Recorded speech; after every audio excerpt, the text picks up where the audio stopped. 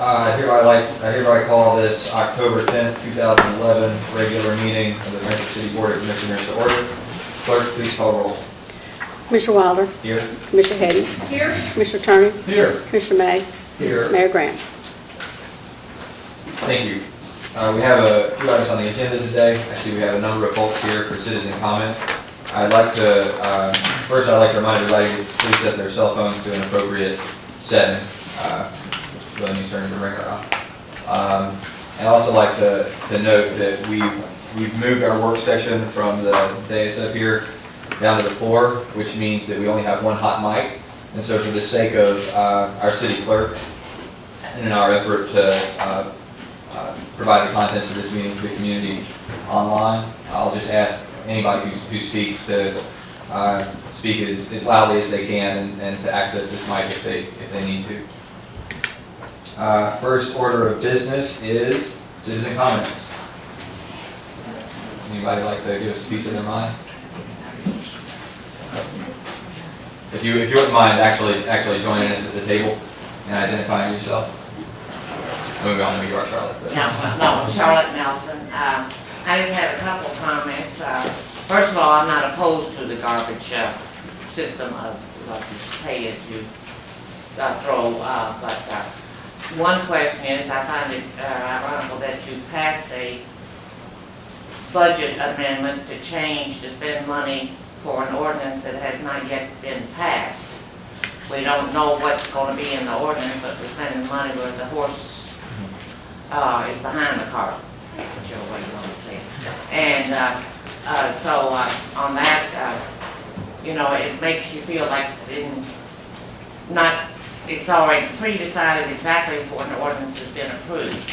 And so and a couple other things that I think one was addressed in the newspaper about an elderly lady or handicapped. How are they going to get garbage cans up and down, et cetera, et cetera. They're perfectly capable of taking out little garbage bags, but rolling it down or a long way is inconvenient. So they may find that, okay, leave the garbage can on the street, and you all know my opinion about garbage cans on the street. So anyway, and has anything been decided about how the bill is to be collected and which way it's going to go, because it hasn't been very efficient. The $60 bill for garbage, I believe only 91.5% paid it. And I know people who have said they know people who keep going that way that never received a bill for that, for their property, so they got free collection. And other people have businesses that get free collection to the city. But anyway, those things that I think the public needs to know about. And I'm sure that Public Works and Ramona today got lots of calls because, believe it or not, a lot of people don't watch the news of the city commission and don't have a clue until they got, or didn't have a clue until they got the notice in the paper, in the mail, about what's going on.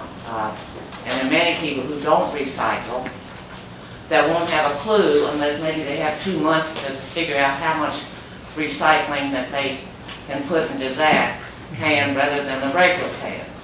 So when I'm ordering, if I were non-recycler, I would order the 65 gallon, because I don't know. Because it's cheap, you don't charge me anything for coming down, according to what may be passed in the ordinance. Therefore, what are you going to do with all the leftover cans that we've already purchased, type of thing? That's a major cost because we're talking about a considerable number of households on that.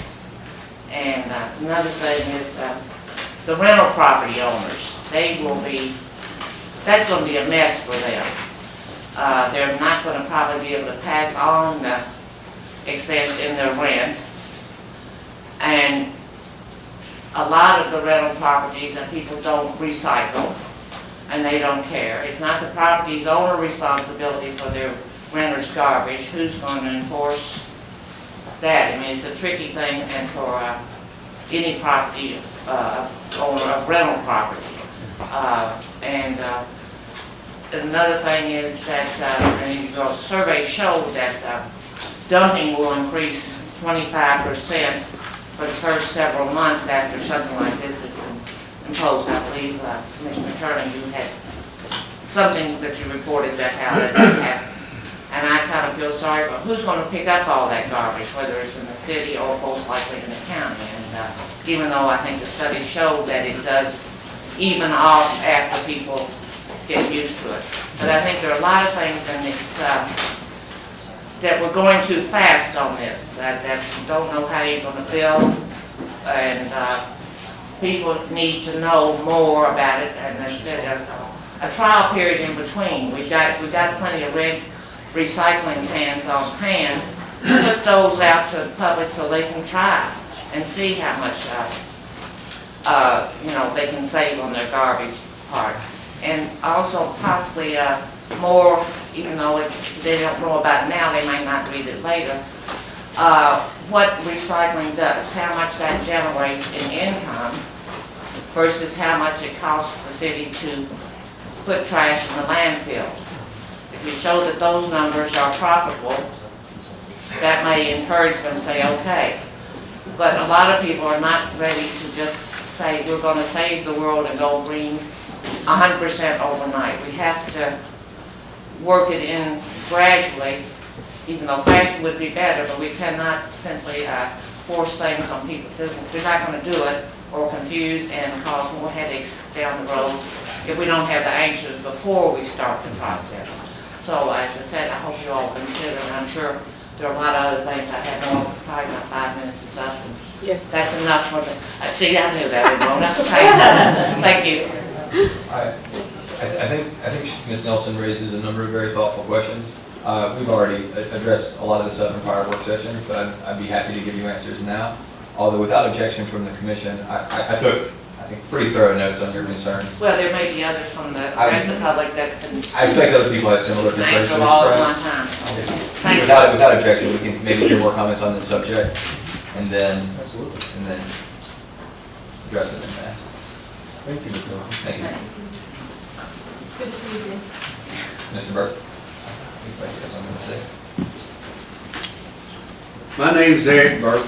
I live in Thornhill on Daly Avenue. I'm coming to address you folks this evening.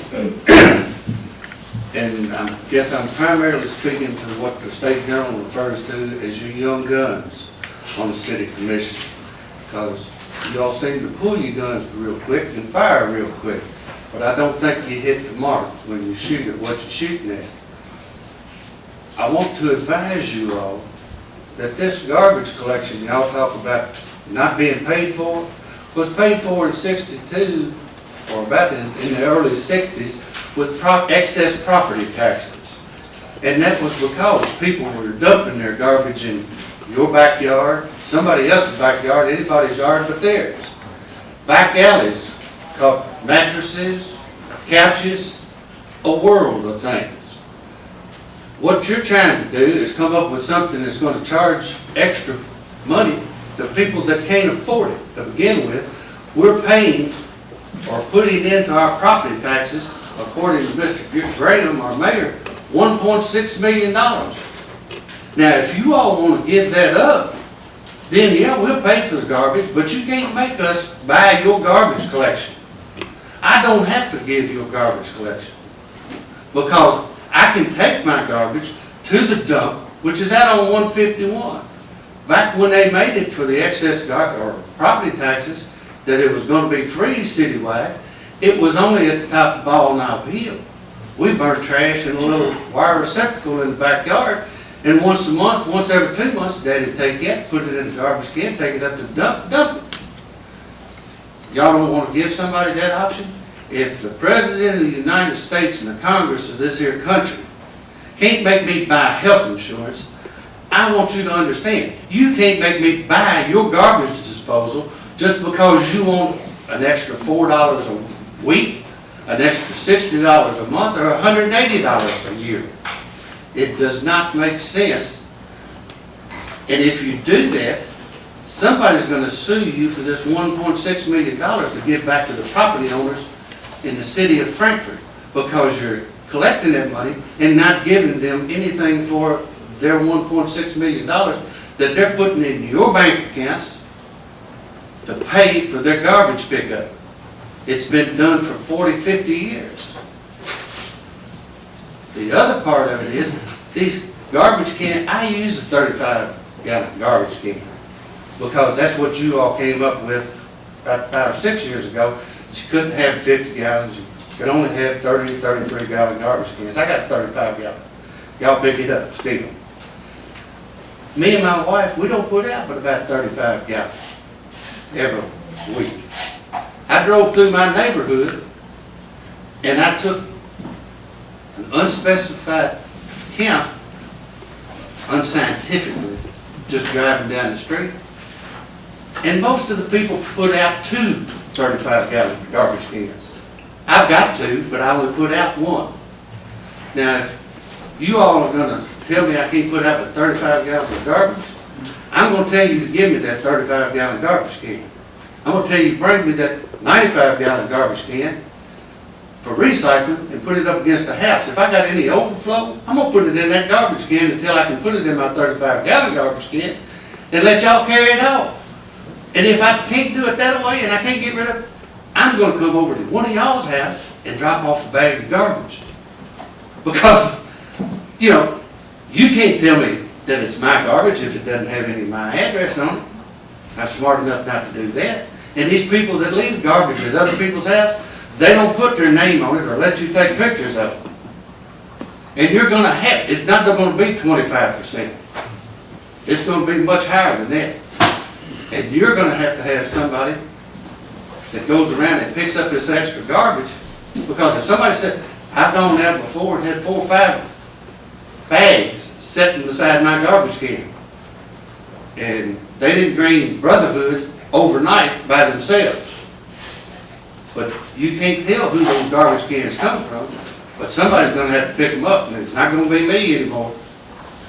Not gonna be you all anymore, according to what you all are saying. But I don't really, you know, I don't have a whole lot of faith in this garbage collector, because garbage is being paid for being picked up. You all thinking that you need an extra $600,000 a year just to flit away anywhere you want to flit it away? That's not the thing to do. You better use some sense and do some forethought about what you're doing, and quit following the leader and letting them lead you around with something that you know. Thank you. Anyone else on this subject? Please. I brought you all a little something to read and look at while I talk. My name is Skip Hayes. I live at 4A Ewing Street. And when I wrote, it probably took longer than 5 minutes. This is the first time I've been here. I didn't know you only had 5 minutes, so I'll go through it quickly. And if you will, look on the back, there's about 4 pictures of my neighborhood there. And first off, I'm like someone else said, the first I knew about this was in the paper. It said approved $200 and some thousand for purchasing the cans and this, that, and the other.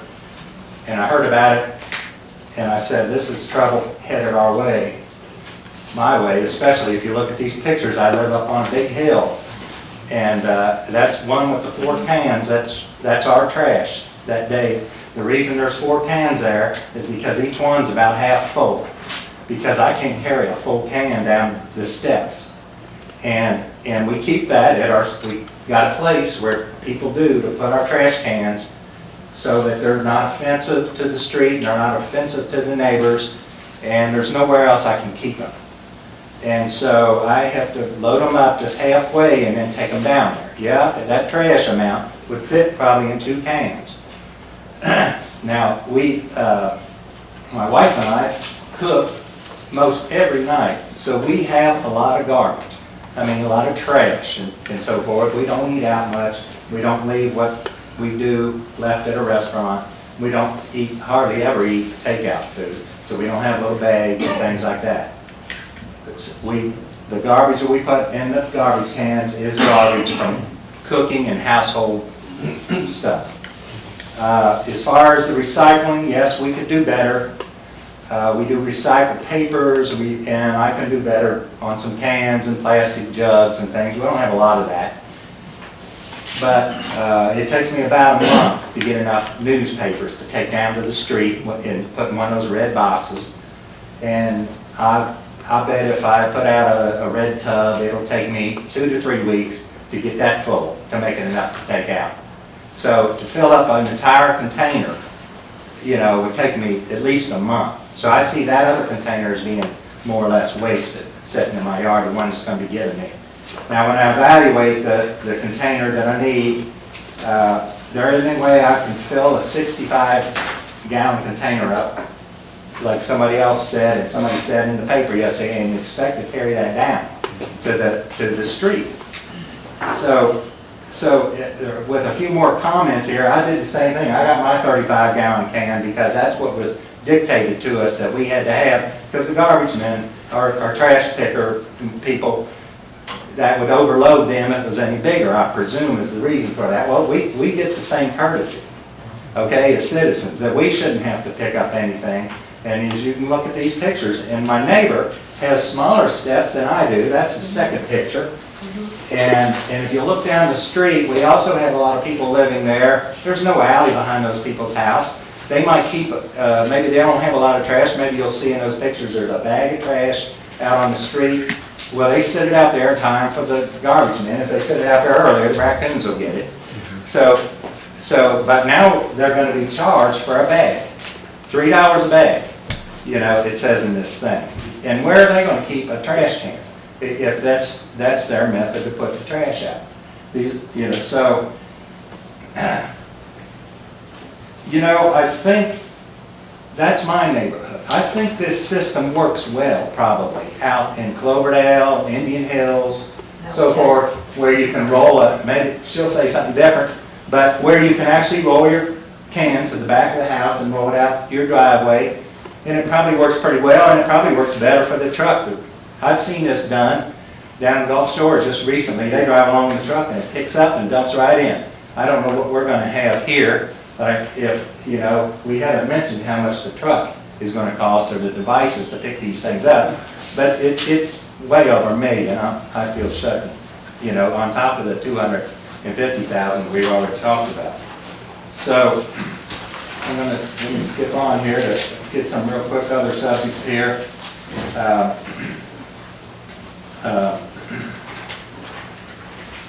Another thing that we bring up on this issue is, has the city thought about picking up trash twice a week so that you don't have to have so many cans.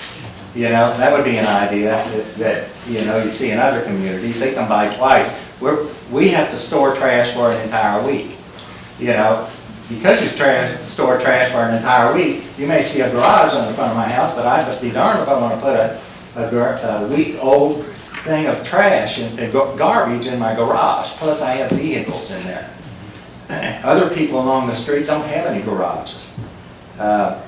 This This may not just be in my neighborhood, but I imagined in Thorn Hill it would be difficult to get as steep as some of the hills are over there. I think what I'm saying here is I wish y'all would go and ride the neighborhoods and figure out where this might work and where it might not. Maybe we can have two systems, continue to have the system we already have in the difficult neighborhoods, and where you can roll a card out and collect it in this way, maybe even a larger card that you're talking about that most people couldn't lift. That might be suitable in some neighborhoods, but it's probably not going to be suitable downtown and in South Frankfort. You know, what about the Frank Lloyd Wright House? How those people get their trash out? Maybe they have an alley. A lot of people don't have an alley.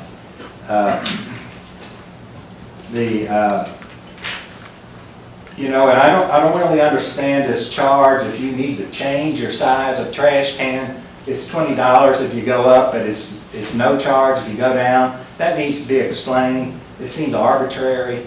What difference does it make if you're going bigger or smaller to a can? You know, I mean, the service charge is bringing it out there to replace the one you got, and then taking the old one away, and then the city's going to have to sanitize it. It doesn't matter if it's big or small. You know, so I'm not sure I understand that.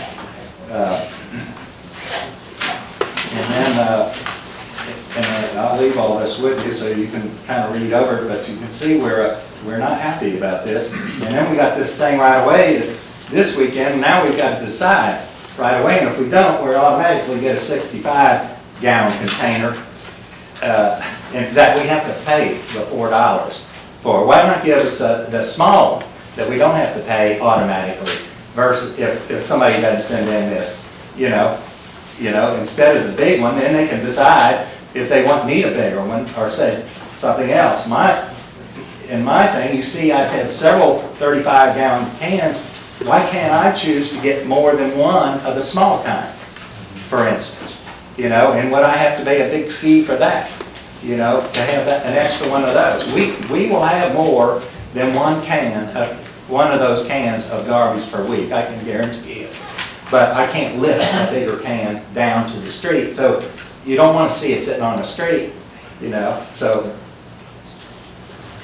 And now, you know, and to sort of theorize here just a bit and out there a little bit, what if this went further and we talked about the pay-as-you-go? What if we talked about that as students going to school? I don't have any children, but I still pay school tax.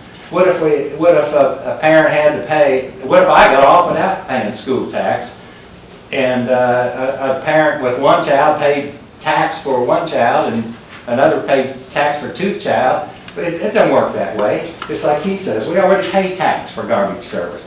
I pay tax for school whether I have children or not. I pay tax for the library. I don't go to the library much, but you know, it's what we do. We don't charge admission to go to the library. So why should we be charging for the garbage pickup? And can we get something that's reasonable to pick up?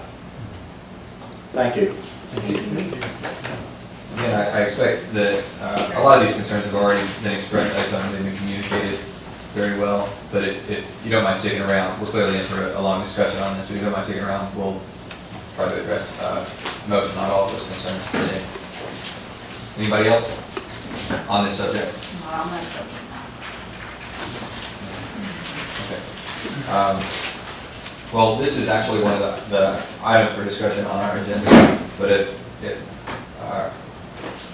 considering that there were some other specific questions asked, I think it'd be appropriate before we move on to the citizen comments to address these concerns real quick.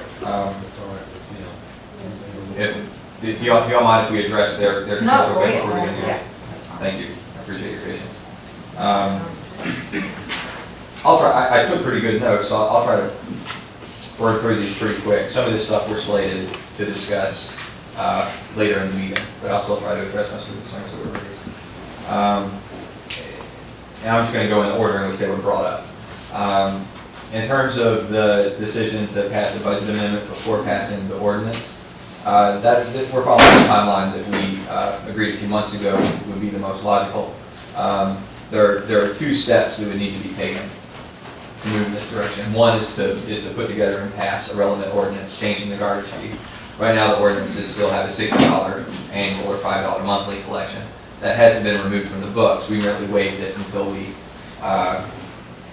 figured out exactly how we were going to handle garbage collection. We're going to keep it the same way, change to a new plan, or abolish it, or whatnot.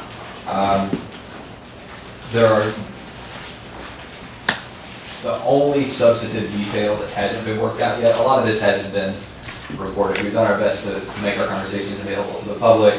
We're recording this meeting and posting it online. We've been doing that for the last few weeks, and we've been recording all of our audio and posting that online all year. So we've tried to make this information available, but not all of it's gotten out there. In terms of, having said that, the only substantive detail that hasn't been addressed is the exact sizes of the can. They're subject to a margin of error of 2 or 3 gallons per can. As in, we might have 35, 65, and 95 gallon cans. They might be 34, 65, and 96 gallon cans. The catch is that we can't know exactly what size the cans are until we put the specifications out to bid and find out which cart manufacturer is the most cost effective. And we can't put those specs out to bid until we know how many of each size can we need. we can't know how many of each size can we need until we go through the process we're going through right now. You know, to survey folks' level of need for different size cans. One thing I was expecting us to discuss today, and we have discussed in the past, are accommodations for elderly and disabled folks who have a hard time moving these cans around.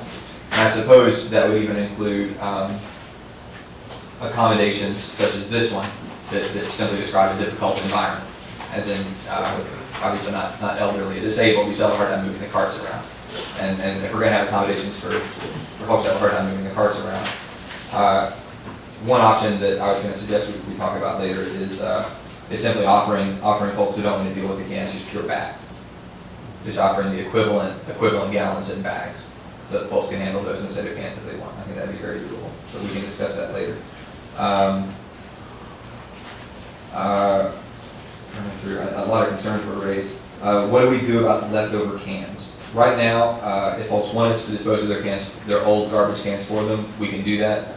If folks want to keep them for storage, they're obviously welcome to. I was also going to suggest later in this meeting, a lot of folks who express concern about yard waste.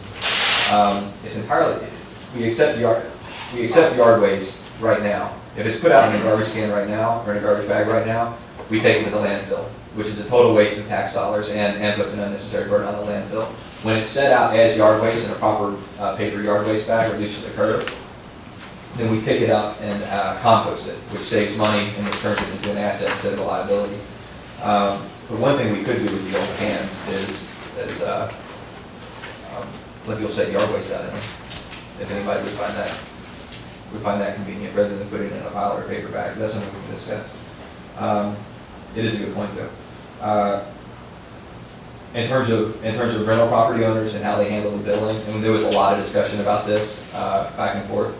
But the parameters we set are basically like any other utility bill, like water, electricity, gas, etc. Some landlords choose to cover those bills for their tenants. Others choose to pass the bills for service along to their tenants. Frankly, I think it makes more sense to pass the bill along, because if you're not paying for your own electricity, you're probably going to burn through more than you would if you were paying for it otherwise. That's my personal preference as a landlord, but that's really up to the landlord. At the end of the day, property owners are always responsible for their own property, regardless of whether or not they're a landlord or a resident. And that's the way it's been across the board on everything else we deal with. And I think that's what we decided to go with on this as well. Yes, companies that do this do tend to see a spike in illegal dumping. That has been, and we've heard threats like Mr. Burke's to dump stuff on our property already. That spike does always go down. In the meantime, we have accounted for that and budgeted for increased enforcement. It's actually pretty easy to identify and prosecute illegal dumping. Anybody who's going through the trouble to sort through their trash and take out any piece of paper with their name on it will probably realize after time that it's a lot easier to just recycle and not risk those fines than it is to sort through your trash, take out all the identifiers, go through the trouble of hauling it. I think most people would rather recycle or pay $2 to have their garbage picked up for them. In regards to the concern that we're moving too fast, and this is something we've been hearing lately. We've been talking about this. This has been a public discussion that's been going on for over a year now, if you include the previous campaign. This is a frequent topic of discussion during the campaign. It was reported in the newspaper. A lot of this conversation took place on television. That even upon taking office, at the beginning of the year, the commission held a series of public forums and invited folks to them to solicit input on how we should pay for garbage collection. And the majority of respondents at that time said they would like to see a system that essentially rewards people for wasting less and recycling more. We collected a lot of concerns at those public forums, and we've been discussing them for months since, and done our best to put together a program that not only has the support of the majority of the commission, which has been a process of compromise and lengthy discussion, but that also addresses most, if not all, of the concerns that were raised at the public forums. Concerns like illegal dumping, bag sitting out overnight, etc. I guess I just wouldn't agree that we're moving too fast. we put more public discussion into this issue than any other issue that the city's discussed in the last decade at least. I mean, even topics that have gotten repeated, heated discussion, like the first garbage fee or merger or the Humane Society. I'm thinking of stuff that's eaten up a lot of discussion over the last few years. Nothing has touched the hours and hours and months of public discussion that this has received. The recycling numbers, as in the cost savings to the city when we recycle, have been quantified. I've even got some of those here, and we'd be happy to share that some with you if you'd like, Ms. Nelson.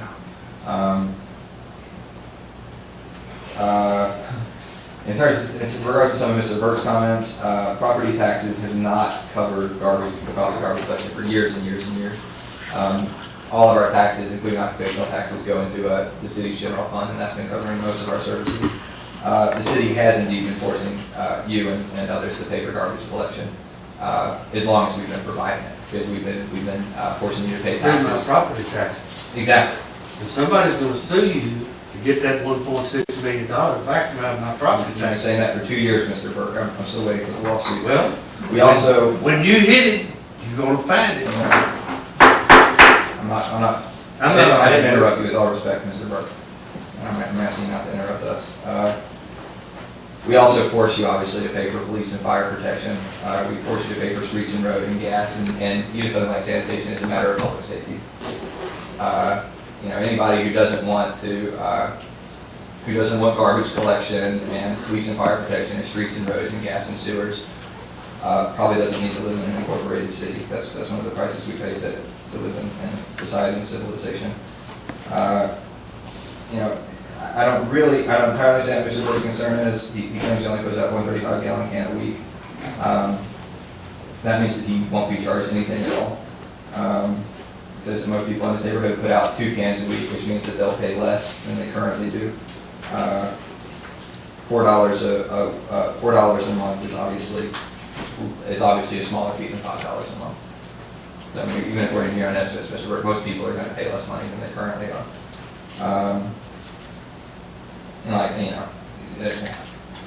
If I have an edgy tone with you, Mr. Burke, it's because you are threatening to legally dump trash on our own property, and I got to tell you, I take that very seriously, and I expect that folks will dump trash on our property. But I take it serious. Like I said, it's easy to identify, it's easy to prosecute, and it's a lot easier to just recycle. We're not trying to force anybody to recycle, but right now when folks recycle, they save tax dollars. They reduce our tipping fees at the landfill, and they increase our recycling revenue. So we're just trying to set up a system that doesn't raise any more money for the city, but that simply allows people to save their own money when they recycle, and when they save the city money. Picking up trash twice a week hasn't been discussed, and it probably wouldn't cost exactly twice as much as our current system, but it would cost roughly twice as much. That requires twice as many trucks, twice as many personnel, twice as much gas, etc. So I'm afraid that even though that would be an improvement in service, I'm afraid that would cost the city exponentially more than we're currently paying, and would cost our taxpayers therefore exponentially more than they're currently paying. In terms of the charge to swap out cans, I mean, the obvious purpose of the system is to incentivize less waste, and that's why the rate structure graduates as the can sizes increase. I mean, if we were to swap out all the cans for free, then that would waste an incredible amount of tax dollars, because folks could that would waste a lot of cans essentially. I mean, there has to be, if folks are going to swap out the cans, then there needs to be some cost associated with that. But we want to incentivize less waste, so I think we agreed it made sense to not charge for a smaller can. But that's just part of the incentive for wasting less and recycling more. I expect some people are going to need multiple cans. I'll just address that later in the meeting, because that's one of the parameters I intended to discuss later. And in terms of the items of city service that we pay for and the ones we don't, I mean, some things it makes a lot of sense to cover with taxes. Some services do. In others, I think it does make sense to have a fee for service. I mean, fire protection, for example, and some cities have experimented with this, and it's been an absolute disaster. But some places actually charge a fee for fire protection. As in, you have to pay a fire protection fee, and if you don't pay it, and your house burns down, they don't come to your house. And of course, you never know if you're actually, and this is happening, people's houses are burned down. That's a service that isn't used consistently, but it's one that we should all have access to. So it makes sense for everybody to put some taxes in a pool that contributes to fire protection and ditto for police protection. You don't know when or if you're going to need it, but it doesn't make sense to make people pay for it as they need it. But other services that consume resources like water and electricity, and I think garbage collection, it does make sense to make folks pay according to how much they're using the resource. I mean, providing water, providing garbage collection, providing electricity, these things all cost the government money. And so since the local utility that provides water and electricity, for example, is a quasi-governmental entity, or even a pure governmental entity. And if folks don't pay according to how much they're using the service, then there's no reason not to just, water your lawn every day and leave the tap on and leave the lights on all the time. I mean, if the fees associated with the level of service, then it causes people to take responsibility for the use of that service. And I think it's only fair for folks to take responsibility for the services they use and the resources they consume and the waste they generate. We're not trying to raise more money. We're actually counting on this bringing in long-term cost saving.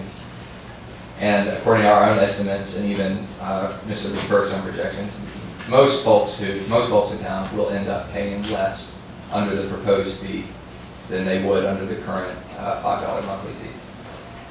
I hope that addresses all the concerns. I know that I monopolized a lot of the conversations. Anyone else has anything they'd like to add, please? I just got a couple of comments real quickly, and I'll be brief. I've had several calls here the last few days about this issue, and I've talked to a number of citizens throughout the community about it. And of course, I encourage anybody to email me or call me regarding it, let them share your ideas and thoughts. But a couple of things that I noticed that kept coming up in those discussions where a lot of people thought that, like the $4, if you got the 65-gallon can, which is $4 a month, that would be tacked on top of the $60 fee that's in place. That's not true. This plan is intended to replace that fee. And so one of the reasons why we are saying, well, we'd like to see this done by January 1st is because that's when the next bill of that fee comes out. And so, if you remember correct, the newspaper reported this as well, that we motioned away the previous fee collection. When was it, in July, I think is when that was, we voted that in. Part of the reason why we wanted to do that was we didn't feel that it would be responsible on our part, that while we're talking about the future direction of the garbage collection system in this community, for us to continue to levy a fee on the people during that debate and discussion. So we wanted to give that back and not charge that. I wanted to talk about the free option for a moment, the 35-gallon container and which would come with the recycling container.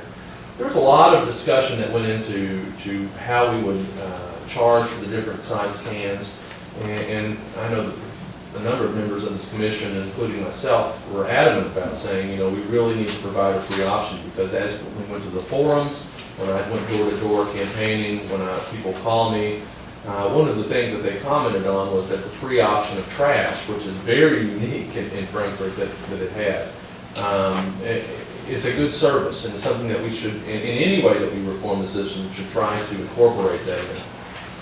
I think that it's important that when designing the setup that we provide that free option, not only to continue what I think is a good tradition in Frankfort as best as we can, but also to provide those members in society, in our city that probably can't afford a more expensive can or a more expensive blanket fee if you were to levy that.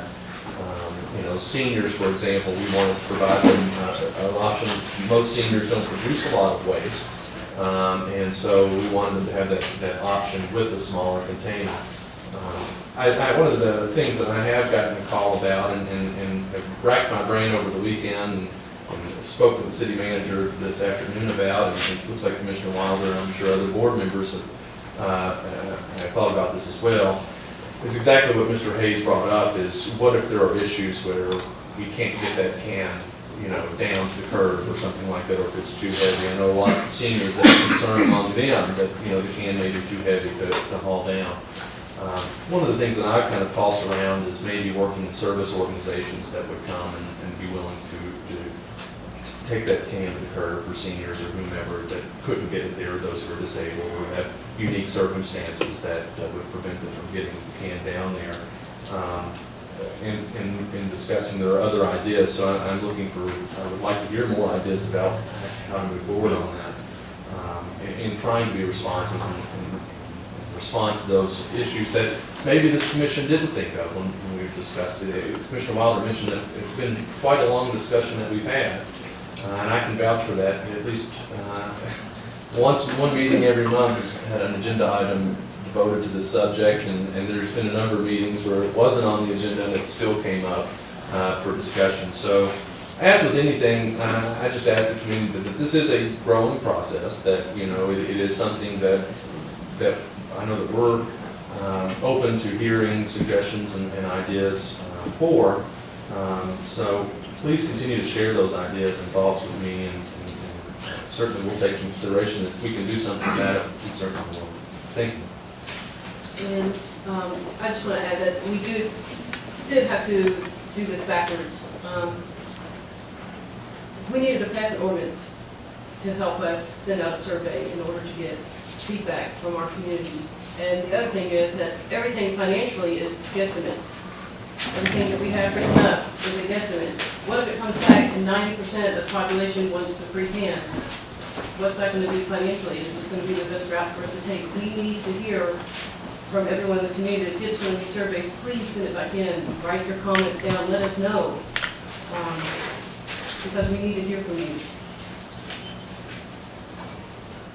Just want to say, I think from a policy standpoint, that we should not proceed in this way, because there are so many people in our community that just are not comfortable with this type of garbage collection. People are, actually, a lot of them are scared, especially like older folks. I know I've told people that call me to call and express that to their board members, and some of them have talked to me after they've talked to other board members.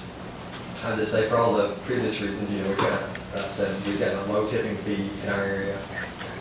Families with young children, newborns, and up to however many years they're in diapers. I think this is going to put a burden on those folks. The elderly folks are going to have a real hard time with it, and as Mr. Hayes brought tonight, there's other folks in the community that are going to have problems just because of the geographic layout of their home. We'll have some problems. So I would just ask us to, just for now, let's shelve this idea and just continue to use the same method of garbage pickup that we've been using for the last few years. I think it works better. I know we talked about the option of giving bags, but as somebody said, animals are going to get into those, or they could. It happens to me. I can't put my bags out. They have animals that will definitely make a mess of that. So I would just ask you to just put this on the back burner for now. And I know that there has been a lot of discussion, but I think what's happening is a lot of folks just didn't realize that there's opportunities to come to City Hall to discuss this, only because they just hadn't read about it or seen it on Cable 10. And people are finding out about it now because we've sent out a survey to all the homeowners that had addresses for. And I think now people are really scared about this. So I would encourage us to, or urge the commission to not move forward on this at this time. I just want to make a real quick comment here. One of the things that I've noticed in my early tenure as being a commissioner here at City Hall is that it appears that for a number of years, tough issues have been put off. and have been put off and shelved and put off and shelved. And ultimately, it leads us to a financial situation like we felt about 2 years ago, when the commission said, wait a second, here we have a $600,000 hole in this budget. How in the world are we gonna fill it? And I can give a great case in point. One would be the city's health insurance program that we provide for the cities, for the city employees. That program had not been changed substantially since 1997. 1997. I bet I could go around to every person in this room, and if you're not a city employee, I guarantee you, you've had your health insurance plan changed since 1997. I'm in the business, so I know that it changed. Our plan was so generous that it's not even marketable to the insurance market. Our plan paid 100%. Most plans pay 80-20. And what happened? Every year when it brought up for health insurance subject came up, they said, shelve it. We don't need to talk about this now, we'll deal with it later. Ladies and gentlemen, the cost to handle garbage is expensive, and they charge us based on the amount of volume that we put in. This plan is intended to cut the long-term costs of that while still trying to provide an essential service. And we really worked hard in trying to figure out a way to provide a service that would be free, at least an option.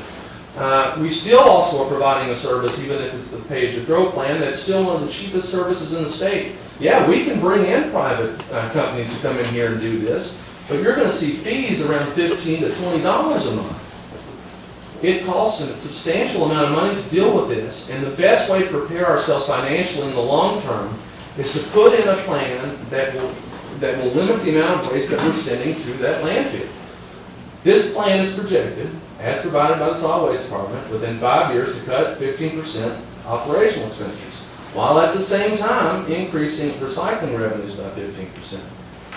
I don't believe that the people of this community, while we may disagree on issues, so certainly, and that's to be expected and always will be, that they don't send us here to push problems into the future. They send us here to fix problems so that our children won't be dealing with a financial mess when they come into adulthood and maybe one day run for commissioner or become responsible citizens.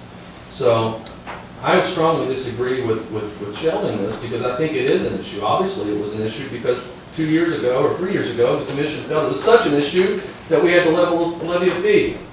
So I don't subscribe to the putting things off. If you can make a difference now and put us in a better financial situation in the future, I think that's what we've got to do, and I think it only makes sense. So I would be adamantly against shelving this issue for this time.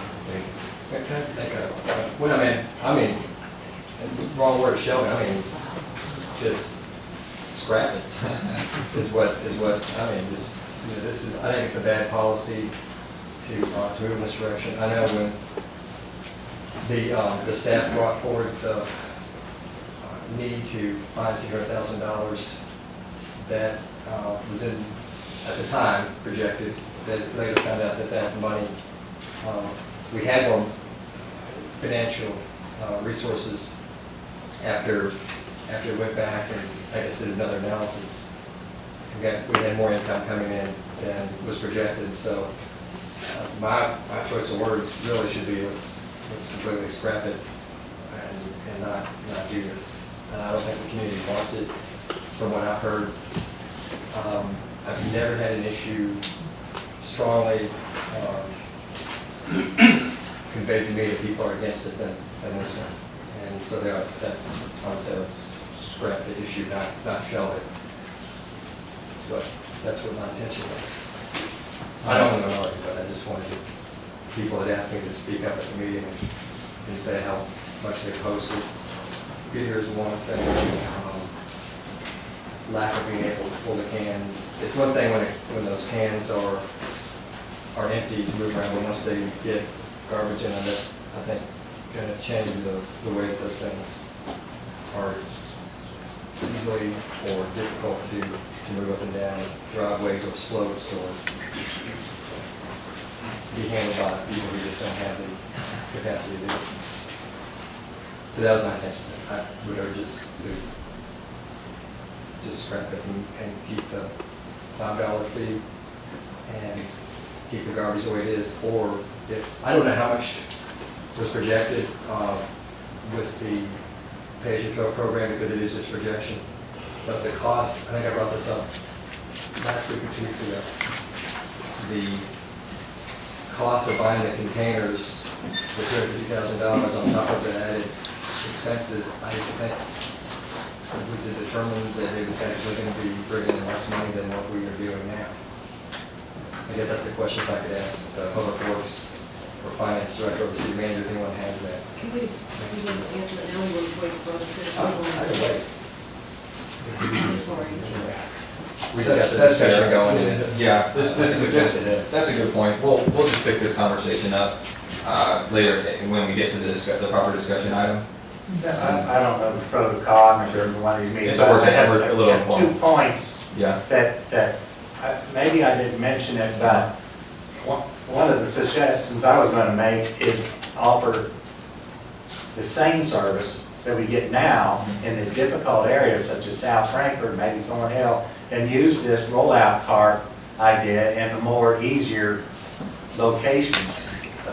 In your subdivision, Bill, might be easier in Cloverdale, that's where I grew up, but now I live in South Frankfort, and you can see my picture there, the difficulty. So is it, we already have the truck to do that. We'd have to modify these other trucks to do the dumping thing.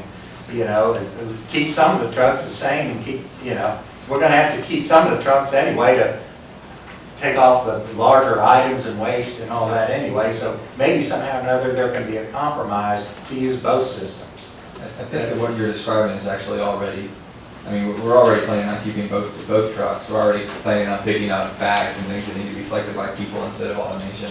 So And I think we maybe have the opportunity. if you all survey the city and the areas, Arlington, for instance, up there, you know, think about that. Just go around to the neighborhoods and kind of survey that and see if maybe we don't need 2 different kinds of offerings here. The second thing, I'm not sure what you're all talking about, a survey. I heard survey used twice. Are you talking about this? Is this what y'all calling a survey? Request form, yes, sir. No, it doesn't say survey anywhere on here that I can see. We've always called it a request form. It's been reported in the paper as a survey questionnaire. I wish I didn't have a survey that we could have, Uh-huh. that would have been good if we had a survey first to send out, say who likes this, who doesn't. That would have been a great idea. But this says, this is something you have to order, what kind of can you're going to use. And it says in big black bold letters, property owners not returning the cart request form by the date given will be given the default size. So in other words, if you don't fill this out, you're going to be given something. And pay less than you currently. And, Yes, sir. the default size is the $4 unit. As opposed to $5 a month flat, yes, sir. Yeah, but, so this really isn't a survey here, so, you know, you can't really call that a survey. I'm sorry, that's just the term that stuck when the paper. Well, it's not a survey, it's a order. It's a request. Order form. blank. You're correct. That's it. I just think, one more note on the timing of this in terms of citizen response and comments. I mean, we are inviting, obviously, we're inviting response right now. We're trying to give folks, we've been trying for almost a year now to give folks every opportunity to share their concerns and to invite response and we've even gone out into neighborhoods and held forums out in neighborhoods rather than expecting people to come to City Hall. We've been receiving emails and phone calls and everything, so we're really trying to gather input here. And each step in the process we've gone through kind of invites a new round of input. So for example, it was a question that came up a lot a year ago during the most recent campaign for local office. After taking office, it was reported that we were discussing this, you know, this very concept. And when that hit the paper, that generated a new round of folks who kind of just heard about it and started sharing their concerns with us.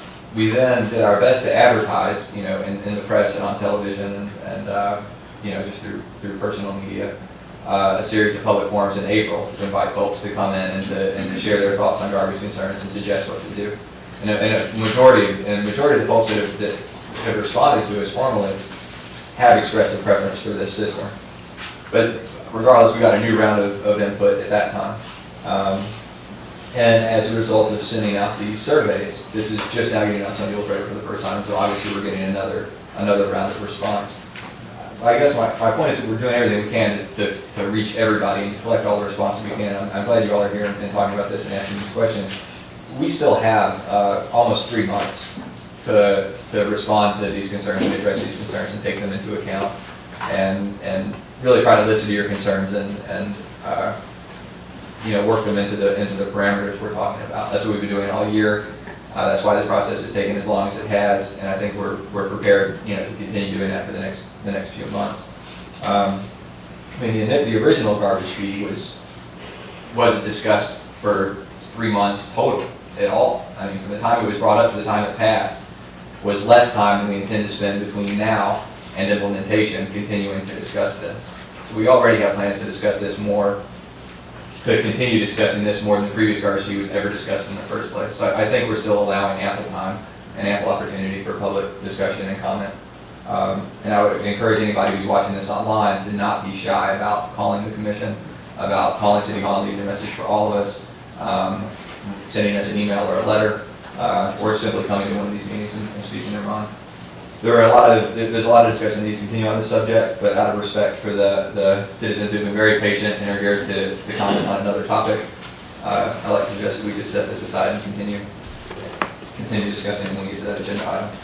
Any more citizen comments? I appreciate your patience. I'm sorry. Sorry to keep you waiting.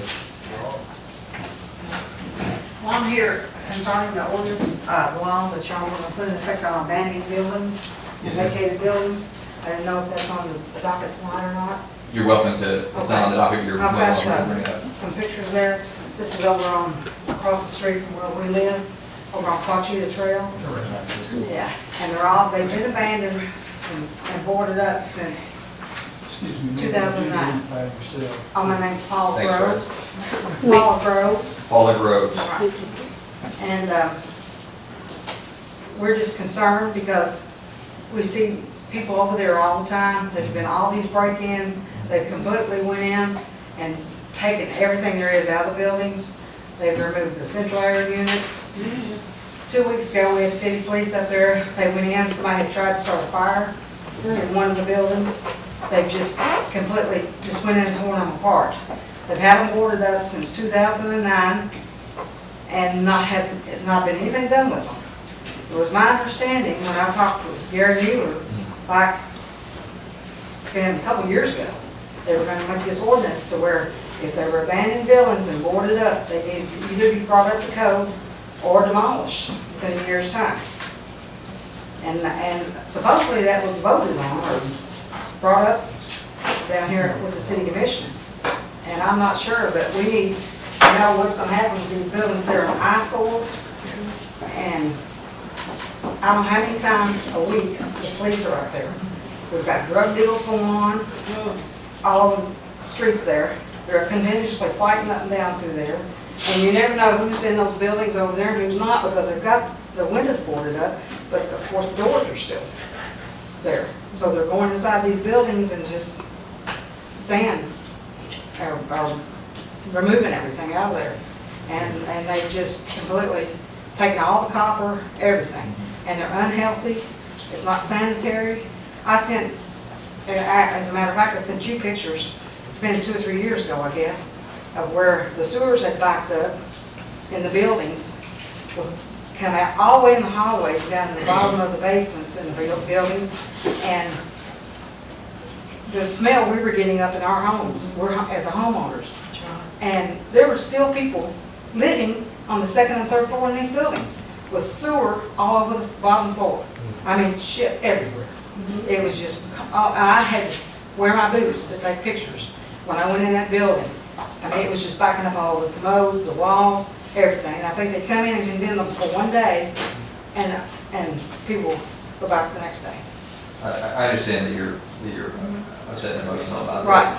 We do broadcast these online, so I'll have to ask Okay. anybody to watch their language. Okay, but that was the case. I mean, I'm sorry, it was just backed up everywhere, all over the building. And we were getting, it was hot, it was summertime, and we were getting that smell up through there. And anytime it rained, there was water standing in those buildings, in the bottom, the basement. And it's been, I haven't been inside of them recently, but I was told there was 3 different types of mold in that 100 building across the street now. And of course, like you say, they're boarded up, they've been boarded up for, well, I know one building's been boarded up for 2 years. And we're just concerned because the realtor's constantly bringing people over there, like they're gonna be either planning on doing something with them or trying to get them rented out. But there's no way, they'd have to spend $1 million to get these brought up together, to be able to rent these apartments out. There's no way. I think, I could be wrong, but I think that the prior commission, what the prior commission passed that you're referring to was tripling the property tax rate on abandoned properties. Currently, when it comes to abandoned properties and enforcement actions the city can take, there's only, a number of things we can do. One of them is to assess a lien against the property. And if a house is abandoned and if the property owner, is underwater or isn't even town and it's not anything, those liens don't mean a lot to some These buildings property are owners. actually lost under foreclosure. Okay. And I think the bank has them now. Okay, And right. I'm not sure which bank, it's some bank out of town here. Well, They still have them. The bank often, a small lien that sometimes hard for a bank to care about that. Right. So one of the things that the previous commission did, because taxes and other liens and lots of other obligations had to be addressed before the liens that the city can assess are even dealt with. And so the previous commission chose to allow for the tripling of property tax rates Has that on happened? abandoned properties. Yes. And to be considered abandoned, a property has to meet 2 out of 3 criteria. And Gary, please correct me if I'm wrong. I believe that the 3 criteria, one is that it has to be an actual public health hazard. I mean, it has to be really pretty broken down. The other is that it has to be abandoned for at least a year, it has to be unoccupied for at least a year. It's been well over a year. And the other is that they stopped paying the property taxes. So any building that meets 2 of those 3 criteria, these, for example, are empty and present a public health hazard, Right. then can be assessed with the triple property tax rate. And that was just seen as being more of an incentive, because frankly, tax rates and property tax rates carry a lot more weight than liens do. So the bank's being assessed this property, that triple property tax, is that who's having to pay this? Whoever's paying the tax would have to pay a triple property tax on it, which is a way to incentivize, obviously the purpose of that is punitive, and it's to incentivize folks to fix their property up or knock it down. And how long can Kind it of. stay like this? I mean, how long, is there not an ordinance? I mean, we would just keep assessing, fees, penalties, and higher Does it tax triple rates. every year or just one No, time? no, it just triples once. But you'd think that most people would respond to that. We did recognize at the beginning of the year that there are a number of discrepancies and problems in our code enforcement system, including the code itself. And so this commission earlier this year passed a moratorium on demolitions for the rest of the year until we work out a lot of those discrepancies. Kind of similar to what we did with the garbage fee, where we knew some changes needed to be made to our garbage collection system and our garbage fees, so we just put the current fee on hold until we work those out. It's kind of the same thing. Does that make any sense? Yeah, but. So we're trying to work this out, and hopefully here at the end of the year, we'll be ready to move forward in terms of taking more meaningful action on some of this stuff. That's what I was gonna say, because they had promised us back Right. 2 years ago that this would be in effect. Whereas if you're not brought up to code in a year's time or that they would be demolished, it has to be brought up to code in order to be able to rent these things out. And if not, then they would be torn down or something, so. It was in the paper, and I've still got it, that everything, something was supposed to be done on these apartments by February of this year. Nothing was done other than last year, they come in, and 2 apartments there, one at the end of Quachita, and one behind Quachita, they're on Steventown, which they're all boarded up. They went in and they demolished the apartments on the inside. I was told that they had 2 or 3 different kinds of dangerous mold in there. And the guys had on these white suits with masks. and they was demolishing the inside, and they was putting them in the big dumpster, which the dumpster stayed there for a long time. That's not healthy for no one. And it's nothing but, all these apartments, which she was telling you, they break in there, they go in there, they do their drugs and everything else. They tried to They go try, fire they try to set them on fire. They're right in front of us. It's dangerous, something is happening up there all the time. None of us feel safe. A lot of us homeowners are elderly people, and I'm one of them. And I'm scared to death.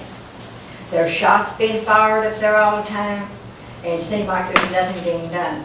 Now, they've had, just because the bank in the mountain owns this property, they should be made, they have been given time, it's been almost 2 years, to do something. I said that the best thing to do, if they want to get their money back, the banks, is demolish the apartments and sell the land there. That would be everybody, but that would be a win-win. And all of us would be scared to death all the time and have to call the police to come up there all the time. And it's not healthy, it's dangerous. And we had inhaled all that stuff for months. And the 100 building there, and I know it to be the truth, and people living in it, it was a sixplex. And sewer, and they could never fix it, would back up in the apartments, through the tub, the sink, commodes, and then all the mold and the stink. And it would come right at my front door. You couldn't hardly walk outside. This went on especially in the hot weather. And one of the ladies that lived there, she moved out, but her daughter lived across the hallway. And her grandchildren was there.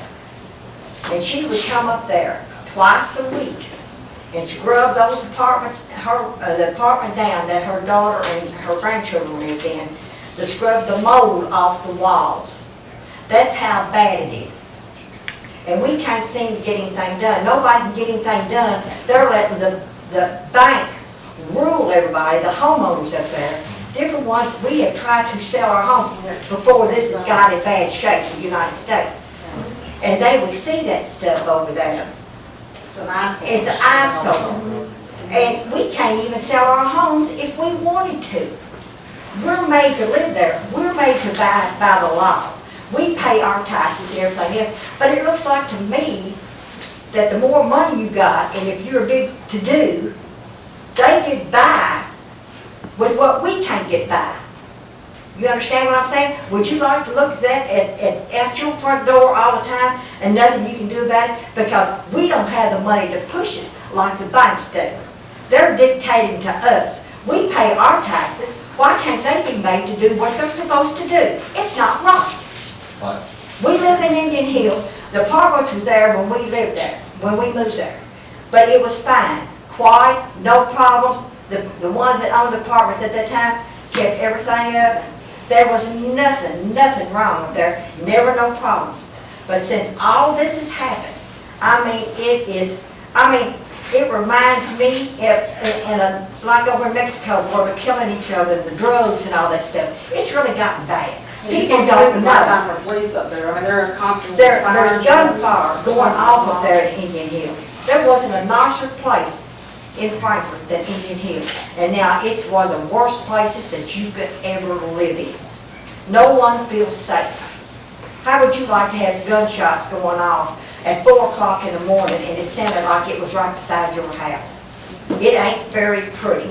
And then all that stuff in front of us and knowing that the druggies is going in there doing their little dirties and doing their jokes and stuff, and then they're getting all high and they say, well, okay, we need to break in somewhere because we've run out of drugs. We need to go in and steal. Yeah, I was awoken at 3 o'clock the other night in the morning. My dogs were going off. I went to the front, I looked out the front window, and there was a guy going out of my yard between the 2 houses. And the dogs were going off, and I guess he heard them and went out through the driveway and walked down part of the way down the street and then turned around and walked back up. About a month ago, I had to leave my house at 3 o'clock in the morning because I had to go to my mother's house. My dad was sick. I come out my front door at 3:15 in the morning, There's 5 of them standing right in front of my house, standing right there in front of the house. I felt unsafe getting in my car. That's right. And at 10:30, 11 o'clock, or 12 o'clock, 1 o'clock in the morning, I was told, which we didn't hear, there was about 6 of them fighting in our side yard and drinking and going on and drugging.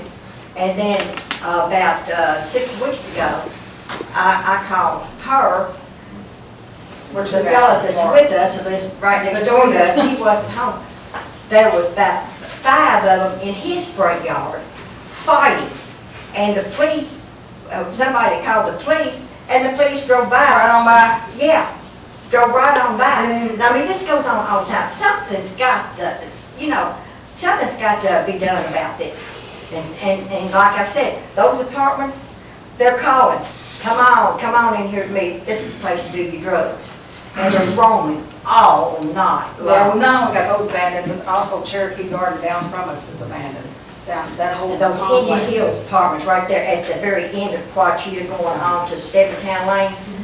That's one she was talking about, that was in such bad shape too.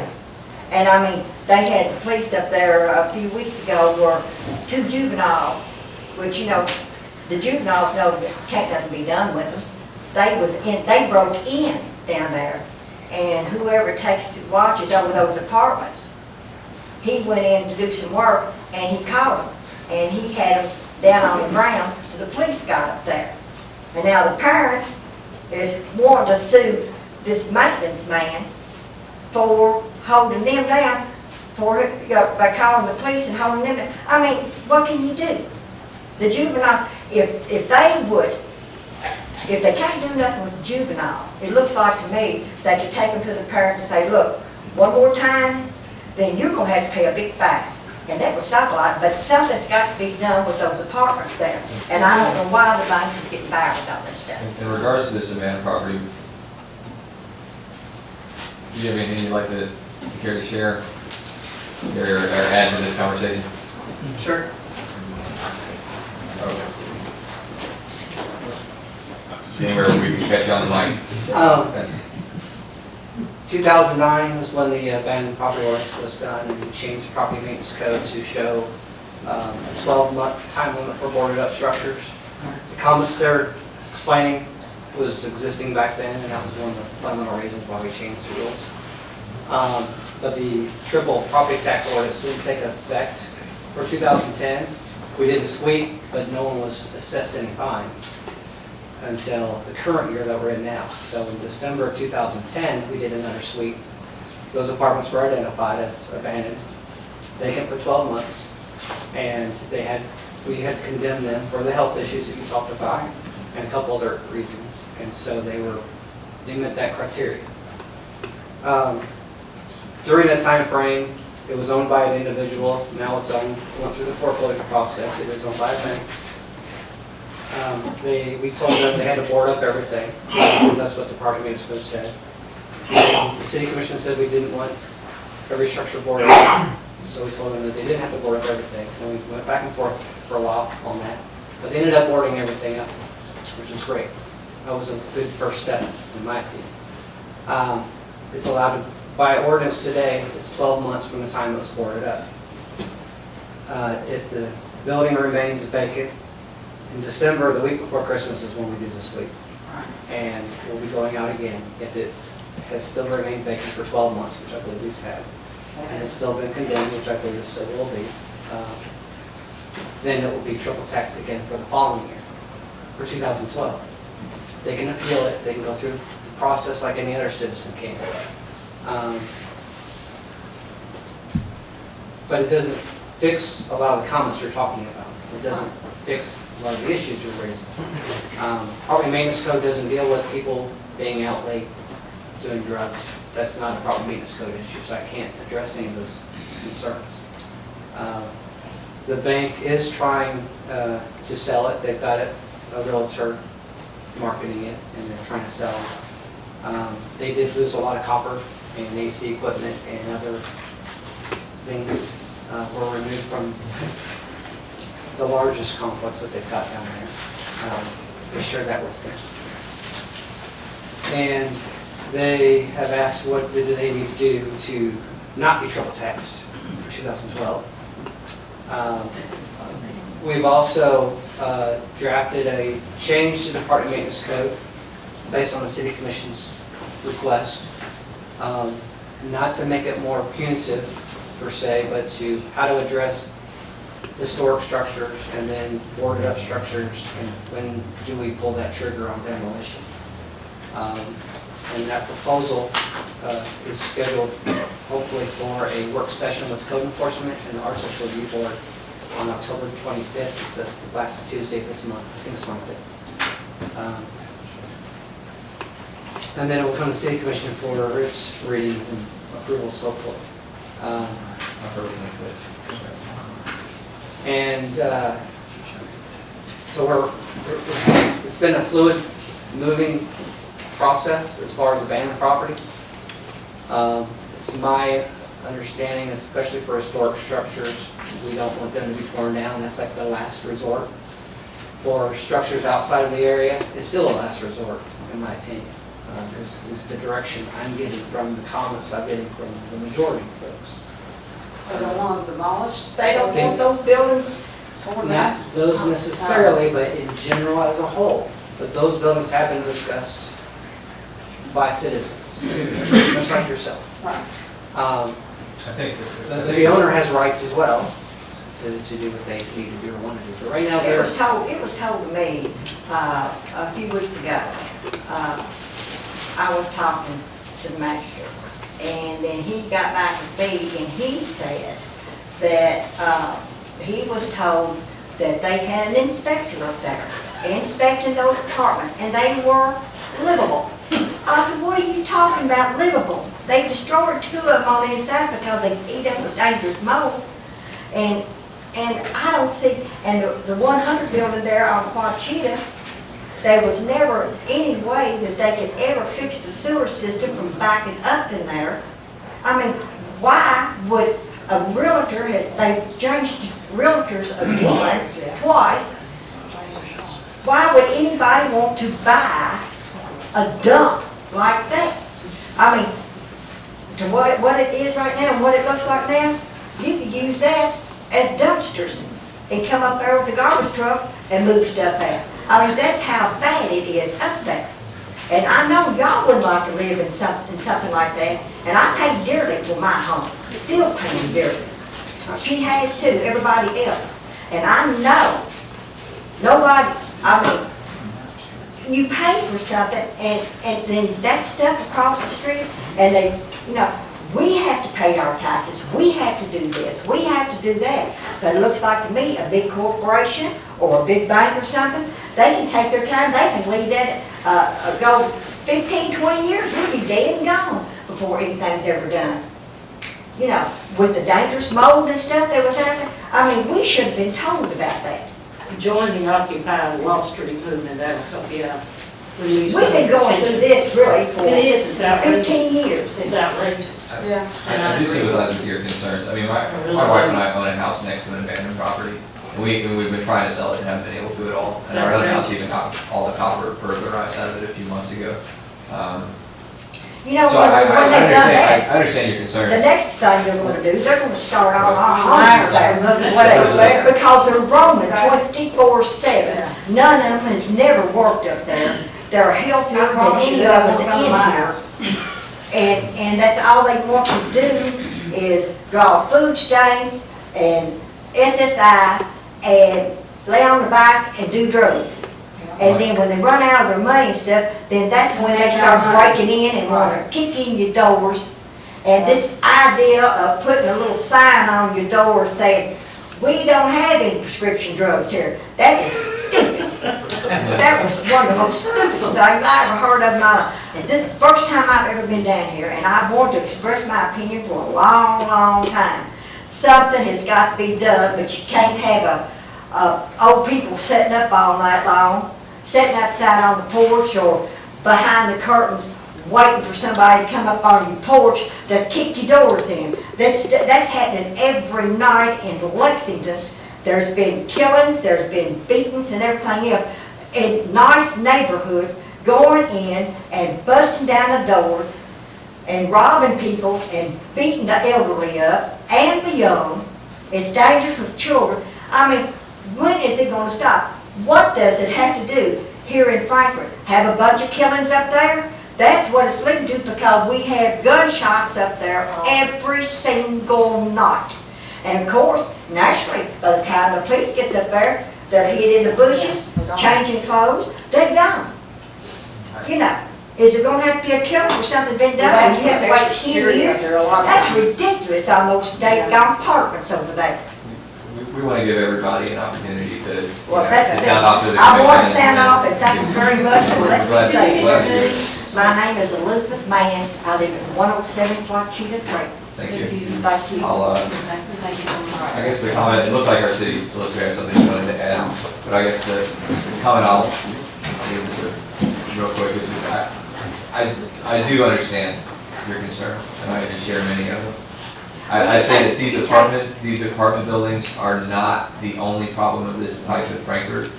And we're in the middle of a process right now to fix that entire system, rather than just addressing. But what You know, irritates one me problem at a is time. these banks, they think they can, you know, do anything they want to. We're When in they the want their process. money, they want their money. But when we want to have, you know, something done, they can make money if they go on and mow them down. Well, and that's part of what the triple property tax is about, is we're in the process of making it less cost effective, or making it, you know, more expensive for the bank to maintain the property the way it is. So You know what? we're making, you know, if they're gonna continue to keep this property in this condition, Do you- it's gonna cost them more money. Do you think they care? They got the money. They don't care. They can let it go on for 10, 15, 20 years. We'll see. We can get done now. I mean, I would love to be able to wave a magic wand and fix all these problems Oh, I overnight, would but the best we can do is just assess the problems in the system. But what and I'm work on saying is, fixing the system. the big guns, they do what they want, and they're allowed all the time in the world. But you take somebody like us, little property owners, we don't do anything to anybody. We pay our taxes, we do this, we do that all the time. But it seems that they can drag their feet, and it's always, they add in another little different rule in there each time. Each time. Well, we got to wait another 6 months, we'll give them another 6 months. Well, paying a little bit of time, that's not gonna bother them. Not at all. But they think that we're, you know, they're gonna outlive us, or they got the money to do where we don't, and that's not fair. That's not fair. We pay our taxes too. I think our city solicitor has something to add to the conversation. In this instance, since the banks are the ones that own the property, there would probably not be a mortgage that takes precedence to the city's lien. So if they are violating the property maintenance code right now, they could be cited for that, and if they don't make the required repairs, then the city can go make those repairs or demolish the properties and then place a lien on the property to require the bank to pay them. Because there will not be a mortgage holder in front of the city that takes the money that would otherwise used to pay the lien. So the city would have priority once the property taxes are paid. And of course, selling the property is not the only way you could to enforce a property maintenance code lien. You can also go against the person that you're seeking to enforce the lien against. So in this case, this is a situation where if they are violating the property maintenance code and the city issues the notice and they don't bring the property in compliance, then the city can go out and take the appropriate action and then bill the bank and get paid. Can we request an inspection to that effect? Yes. Without objection? No objection here. Thank you, thanks for coming in. Real quickly, if I can, Chief, would it be possible to have increased patrols up there during the meantime I know that we do try to patrol the area heavily, but could we find a way to increase it a little bit more? Well, we're very aware of some of the problems up there. That's not news to us, so, yes. Great, thank you. Well, we're an hour and a half into the meeting. We're through the first item on the agenda. At this rate, we might get out of here today. let's move on to staff reports real quick. Thank you for coming in. Okay, let's have staff reports. Darryl, do you have anything? Thank you. Gary, have any further? I'm sorry, you got any more citizen comments? Oh, I'm really sorry, I'm sorry, guys. Anybody had anything else to say, speak now or forever hold your peace. Unless you have an item on the agenda, in which case we'll. Were you going to discuss suggestions on amendments to ordinances? Yes, we are. Under, It's on here as a discussion item. I received some correspondence for you making a suggestion, and I was gonna bring that to the table. I want to speak to the ordinance issues, but do I wait until it comes up? I noticed it's on the agenda already. If you have a suggestion to make, you might as well just go ahead and tell us now. If you're in the proper order of things. What I wanted to do, I thought I was coming tonight to learn about changes that are about to go into effect with changes in ordinances that affect rental property. Is what I thought I was coming to hear about. Yeah, I'm sorry, that's not. That's not, I expect there will be some, there's two discussion of ordinances on the discussion items. One is in relation to garbage issues, which includes ordinance questions, including questions about how the garbage issue might affect rental property. So that's something I would expect to be discussed during that discussion item. The other is a code of ordinances review, in which we're all just going to toss out a bunch of possible ordinance suggestions and changes to see what has enough support to warrant further does that discussion. cover, some of that cover rental property? And one of those, Potentially. Renters Bill of Rights, if you're interested in pursuing that. Yes, I was, but in addition to that, there were, I don't have them necessarily written down, but I guess what the problem is if you speak now, which is the citizen comment section, then you're not permitted to speak again. That's the problem, I think. Because when we come to the part where you're going to discuss the tenant responsibilities and the landlord responsibilities, then I wouldn't be able to speak. And that's a problem, because then what I have to do, and this is the story of my life, truly, I come home and write everything. And then what happens usually is it goes into file 13, is what I'm hearing, people don't even read them. They just throw them in the garbage. Oh, this is from Stevens, it's too long, I'm throwing it in the garbage, I'm not gonna read it. But at least I had the satisfaction of knowing I wrote it. Do you see the dilemma for me? Sure. I can't speak to it here, so I go home and I write it, and then it gets filed 13, and then nothing's ever accomplished. That is the way these meetings are traditionally run. As long as I'm presiding over the meeting, then I'm happy to keep the discussion informal. If you stay with if there is it. a need for input later, I'm happy to hear it. Okay. There's no law against that.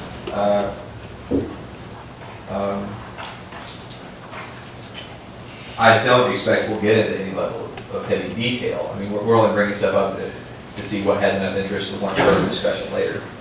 Like a wish list, Yeah, and I think it's, everything you have to say will be well heard. we can cross. I mean, I should speak to a wish list? Mm-mm. No, I should I'm not, saying you're it's going just- to speak to it. Oh. From my understanding, I missed this part of the meeting, I just saw it on YouTube, the meeting I had to leave, that it was brought up that department heads and for the members of the commission to bring up a wish list per se of ordinances we'd like to see reviewed, either modified or even maybe added. Well, during the last meeting that was held, it was spoken to that you were already making changes in ordinances. I think it was. We were bringing up the topics. Yeah. Oh, okay. Okay, no, we're not talking about making any changes today. But at least bringing up the topics. Right, today. We're just gonna see what items generate enough interest on the commission to warrant deeper and further discussion. Okay, because the only ordinances, and I went through the agendas, that I saw that had received any attention since January were ordinances regarding fees that Mr. Mueller or somebody decided need to be raised. And they were fees for, I forget what it was, inspection fees or something, and then some other fee. Those were the only ordinance changes that I saw. And that's what, but at this point, what I'm mainly interested in is that the ordinances are complied with, and the people who are violating those ordinances are fined. That's that's really where I'm coming from. Noted, thank you. We're ready to move on to staff comments? I think Darrell was up.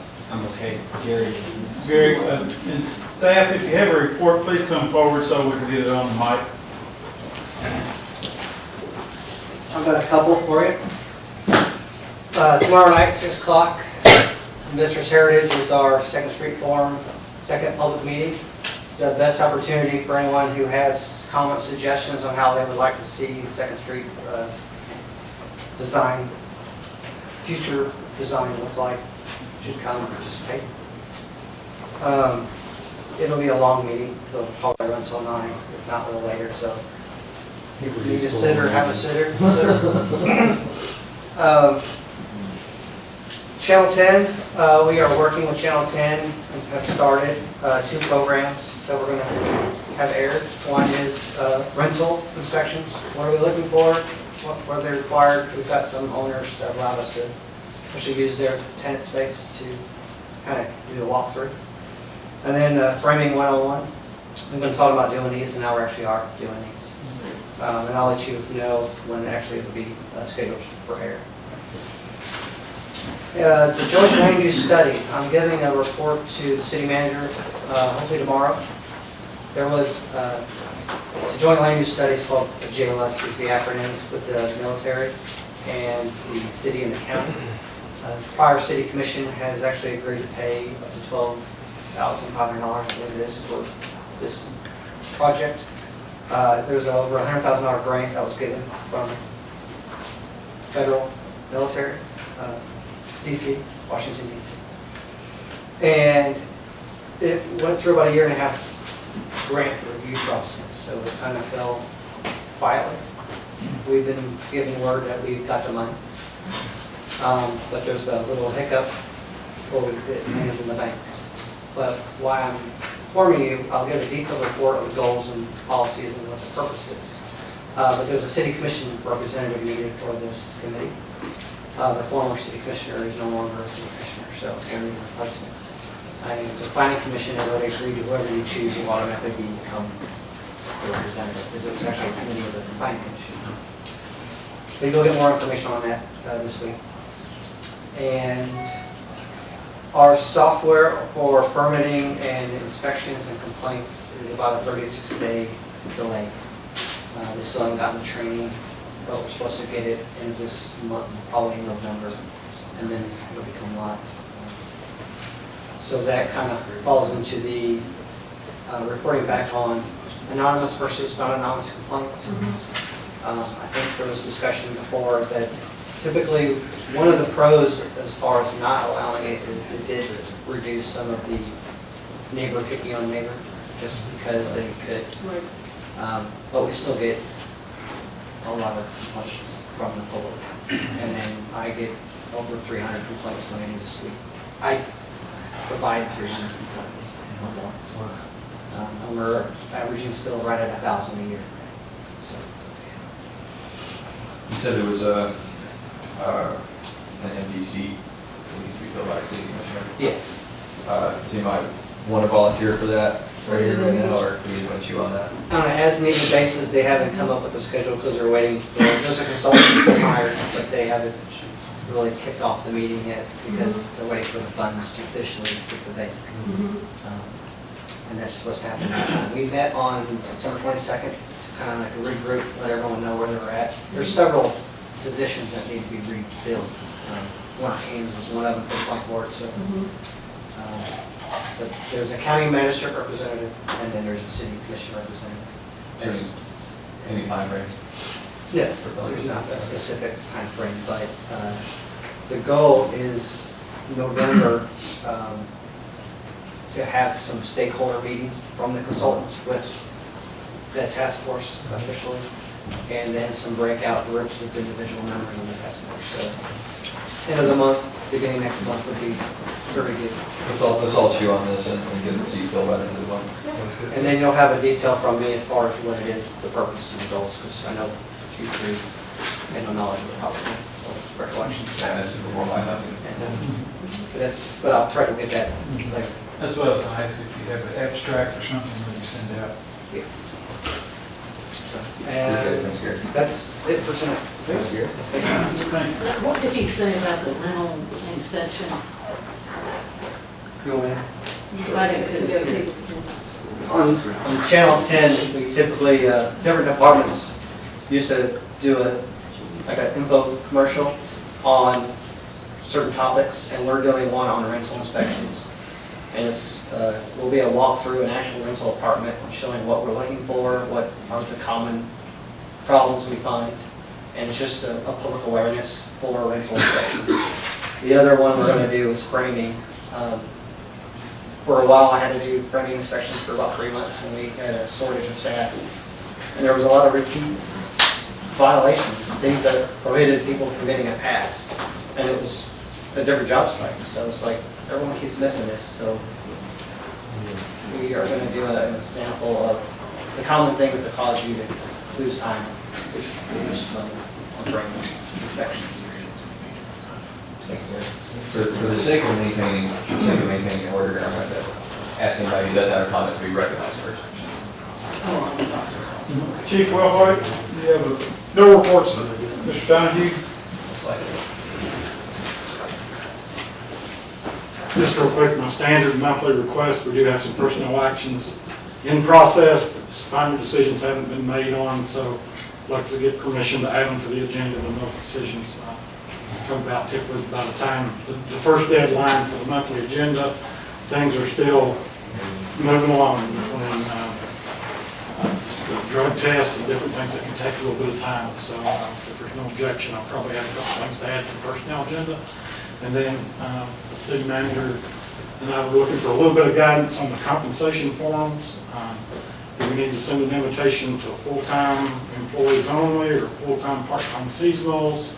Do we need to kind of come up with an agenda for those? I know we were talking about Saturday and next Monday's work session, so. Yes, we had, if I may, we had a draft plan for your all's approval tonight of holding 2 sessions close together. I think there'd be a benefit for that. Having the first session Saturday the 15th in the morning at the Extension Service office, and Ramona's already confirmed that.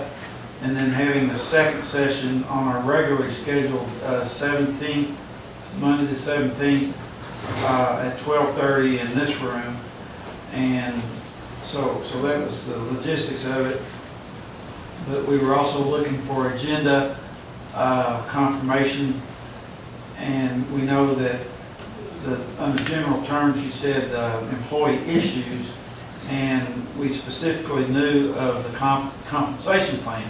But is there any other specific agenda that you would like? This is a very good question. I was actually going to bring this up under old business. I'm glad to wait if you all want to talk about it under old business. As good a time as any. The employee issues that I expect folks will want to discuss, this is my perspective, include compensation, obviously, compensation policy, particularly longevity pay, but I think that's included in compensation, and promotion policy, and the possibility of intermediate confer. And I'm not suggesting that we meet and confer in one of these meetings, but I'm suggesting that we do allow employees to we do have a discussion with employees, the employees who want to do that, to determine if that's appropriate. As far as the umbrella that covers those things, I would suspect that an agenda regarding a discussion of compensation and personnel policy would it would encompass all those things, but still obviously limit us to that general subject. Do you want me to lead that discussion, or do you guys want to lead that discussion and me just take notes from concerns that come up for us to talk through later? I guess I'm just trying to get a feel for how it's gonna go or whatever, yeah. Yeah, please, if you have some thoughts. I mean, the way I've kind of envisioned it is that they would have the opportunity to, the commission would lead the discussion, and that they, you know, they have comments or suggestions, they would be able to come up and discuss it with the commission at that point. And then, you know, questions or things that, or comments that you may have, you can throw in there too, rather than just sit and take notes, be involved in the conversation. I know one thing I did work up for, if it's, you know, okay with the commission, I worked up 6 examples this afternoon, just kind of working on helping employees understand the value of the hidden paycheck, the retirement cost and health plan cost. So I worked up like a $30,000 a year employee, hazardous and non-hazardous, and $45,000 and $60,000 hazardous and non-hazardous, and laid out the city's contributions for FICA and retirement and health plan, vision plan, and dental plan, and the value of vacation days and sick days and those kinds of things. So it might be something that would be a good discussion starter. We are working with the vendor to get employees specific benefit statements, and we're looking at probably doing that in January. Building in, you know, if we go forward with the 2% COLA, building that in and giving them a specific example. Here's your projected wages for 2012. Here's our projected FICA cost, retirement cost, health plan cost, based on the choices you've made on those plans or what we're required to do under the law. It's always a good resource to have. I think in the effort of this, I mean, the effort of these meetings is to, the point where we want any given citizen employee to feel comfortable expressing their concerns, perceptions, and suggestions regarding compensation policy. So anything you want to clarify, say, or bring to the table, I think you and any other city employee has full leeway to say bring to the table. Okay, so we should try to also invite or make sure that the part-time and the seasonal employees are aware of the forms. I think we talked about, yes. I know we talked about letting employees know that they need to do it on their own time, because we were that people that maybe came in here on the Monday during their work hours, if we compensated them for coming to the meeting and speaking, then what were we going to do with the people that showed up on Saturday? And so I think folks need to come in on their own time, and that's the purpose of having, and the purpose of giving everybody an opportunity to come in. I mean, that's the purpose behind having a Saturday meeting and a Monday meeting. And whatever Fred and I decide that we can send out, we'll put that, include that in the comments or whatever, I think, so that employees know before they show up what the ground rules are.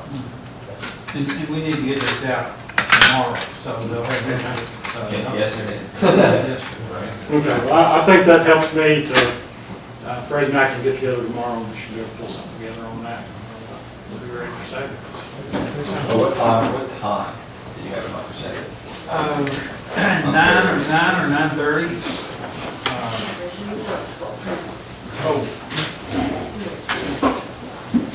Or you are. No, that's okay. I do have a dodgeball for charity tournament commitment, but I can get It's a public meeting. I'm sorry. And this is a public meeting, so the public is also invited. And by using the descriptive terms compensation and personnel policies, that is very broad. But of course, if someone raises an issue outside those two topics, they'd have to save that till Monday, because this is a special meeting. yes. And we'll need to make that, and I'm sure we will make that clear when we initiate. You prefer 9 or 9:30? I'm really open to suggesting, I don't care. So, 9. Okay. 9 o'clock at the extension office on Saturday, 12:30 here on Monday. At 17. Great. Thank you. On that, are department heads required to be in both meetings? I wouldn't think so. I mean, anybody's welcome to come there, but, you know, I don't feel the need to require it. As long as we have Randy there, he can probably answer a lot of the employment questions and stuff. As long as we have Randy, Fred, and us, I think we have anybody's welcome to come, express their concerns, whatnot, but. Any other staff reports? Jeff? The roof, we've got estimates last week for the emergency repairs for the fire department and some of the repairs in City Hall. And the roof, the rates are between 50,000 and 100,000. And I guess when you have a spread with that big a gap, we want to have the opportunity to meet with the low bidders and make sure that they understood the scope of the work. And after meeting with the low bidders, we would like to put an emergency purchase order on the city commission agenda for the October meeting so we can get started with those repairs. So. That's comfortable with me as long as y'all are comfortable with the quality of the bid and the proposed work. I mean, because obviously, you know, something like that, I mean, the cheap option can sometimes be the more expensive. We just want to verify that they had the scope of work, understood the instructions for recommending a bid award, and then this next spring or summer, finish the second phase of the project. But that would get us going on the emergency repairs before cold weather sets in. Without objection? No objection. Thanks, Jeff. Any other staff comments? Bill? Cutting off a couple ones without me. No, I've got two very quick ones. Item 7.9 of your agenda, there's a number of blanks. We opened bids. We had 6 submittals, of which only 3 were what we would consider responsive bids. We disqualified 3 of them. The low bidder was In Situ Form, and they are about $75,000 under our engineer's estimate. So you will see all those new numbers when you see your new agenda, but I didn't want to let you know that. And then I failed to add something. We have been replacing our variable speed drives. I'd like to add this to the consent. Beckman Environmental is who we bought. This is for the Capitol Avenue pump station. We're replacing all the drives. We can't find parts for our old drives anymore. They're 1950s technology.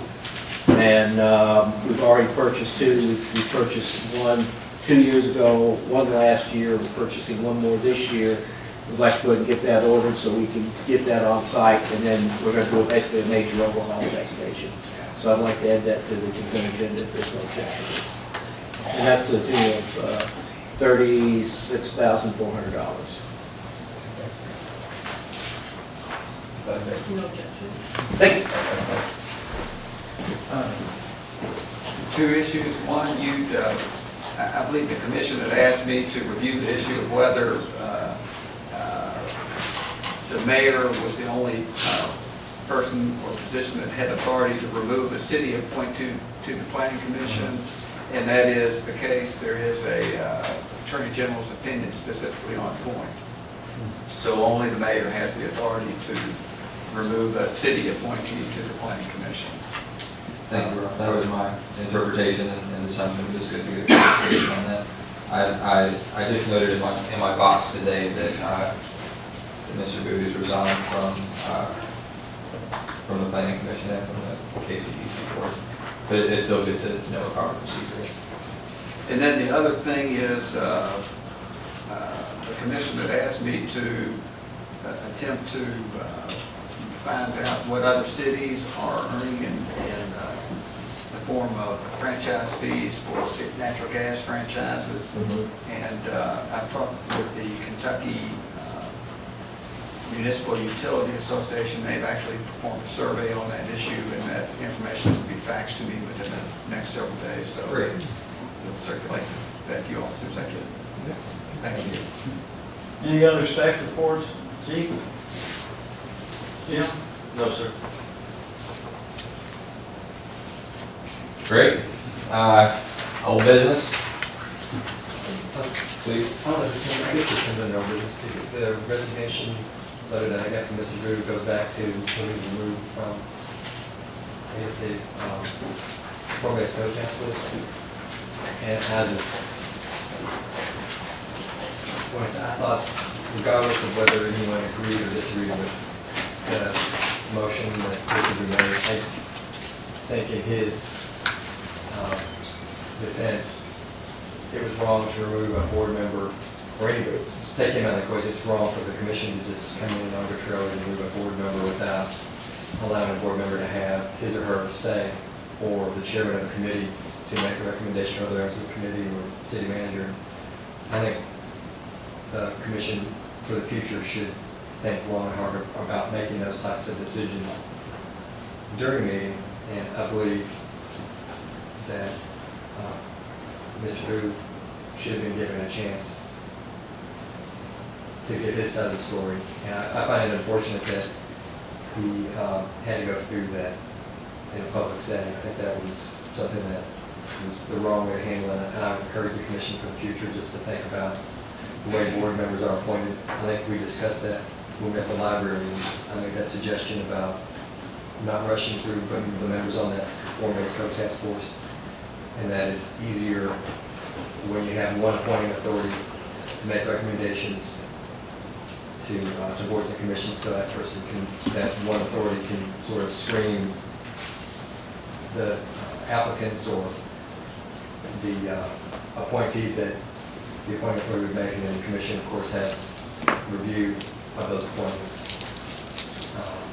In some cases, the appointment authority can make direct appointments, such as the CETA. But the others, there's a process, and I don't think that Mr. Drew had his due process on that.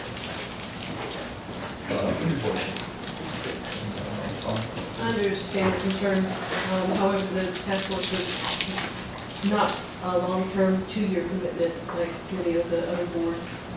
We're on a deadline, and it seems also unfair to the entire task force to feel like someone wanted to try to derail the project.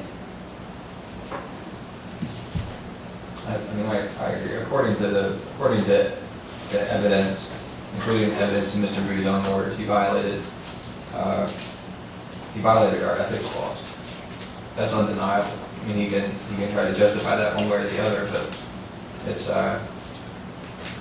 that's something we promised wasn't going to happen under our watch. And according to according to Mr. Boo's own words, because he and I talked about this, he claims he didn't threaten to disrupt the process. He claims that he warned the task force that if he weren't exempted, that he would have no choice but to ask questions that would disrupt the process and prevent it from being the best code it could be. That's a direct quote from him to me. I mean, I heard that as a threat to disrupt the process if he weren't exempted. I think our own staff heard it that way, and he would comment to that effect on the record. And I think that the task force heard it that way as well. If Mr. Booth had simply attempted to make an exception for himself, then I would have been more inclined to deal with him more leniently. But in light of his threats to disrupt the process, if his unethical demands weren't met, then I don't see how we had any choice but to react accordingly. And this city has a very shameful history over the last couple of years in particular of overlooking every single unethical activity that comes in front of us. Mm-hmm. And the previous commission even voted to keep Tony Massey's ethical violations out of his personnel file. And we turn a blind eye to this stuff time and time again. And I just think it's important that any public official recognize that they need to abide by ethical standards of conduct, period. Mr. Booz is now alleging publicly that false charges were filed against him.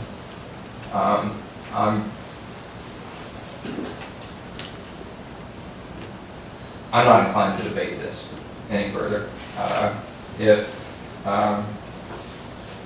there's a need to debate this further, then we should just vote to hand our evidence over to the ethics board and let the proper authorities render a decision on this. But in terms of our decision to remove her from the task force, I think it was absolutely justified. It was timely, and we had ample evidence to justify that decision.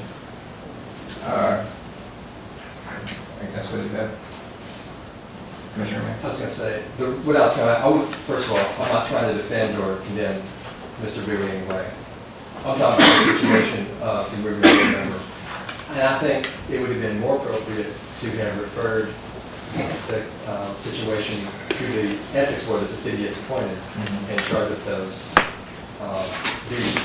That's the point I was trying to make. Whether, I don't know if Mr. Boo was right or wrong. I mean, I wasn't there to hear it. I wish I could have seen it go through the process of going through the ethics committee first, or if someone wanted to come in and bring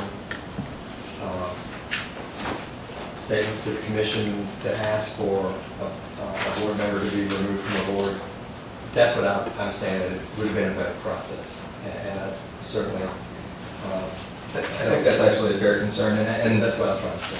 And we maybe should have just referred this to the ethics board in the first place. I thought that we were being easier on Mr. Boo and giving him an opportunity to, to not go through that. I thought there was an extent to which we were doing him a favor by simply pulling the plug on his task force position and moving on rather than filing ethics charges against him. But you're right. We might need to file ethics charges against him. Well, I'm not saying we filed, I'm just saying I would prefer to see the process go. I think we should have filed ethics charges against him before, but not now. I don't know that we should or shouldn't. My point was, I didn't have any evidence one way or the other. We have an ethics board that we charged with doing that type of work. And I guess for me, nobody from the task force had sent, now maybe they talked to you guys, I don't recall anybody. I know I didn't talk to anybody, maybe somebody intended to before the meeting happened first, but that, my point was being, regardless of you take this out of the equation, the individual out, just, I don't think it was good practice for the Board of Commissioners to remove a member from a city board or task force without having someone from a task force or board or staff make a recommendation to us. And then also, if that was going to be the case, then we could have said, well, just if there's a possible violation of ethics ordinance, then we should refer that to the appropriate. Well, that's what I'm trying to say. Understood. Although I will remind Commissioner May that every member of this body, all the commissioners and the mayor, as well as the state journal, have all been provided cut and dried proof that Mr. Boo used his position to create an exception for himself. So I dispute the idea that the evidence hasn't been made available. Just add, Mayor Pro Tem Wilder, that as I recall the motion that Mr. Boo made, he did specifically state his addresses in that motion. Am I not correct on that? Correct. That's a matter of public record, and a matter that was presented and discussed to us at the commission meeting that night. The question that I think that at that point would be, should we have referred it to the ethics commission at that point versus going ahead and removing them? My fear was that this has a time limit on it, this form-based code task force. And as we've seen, ethics investigations can take a little longer.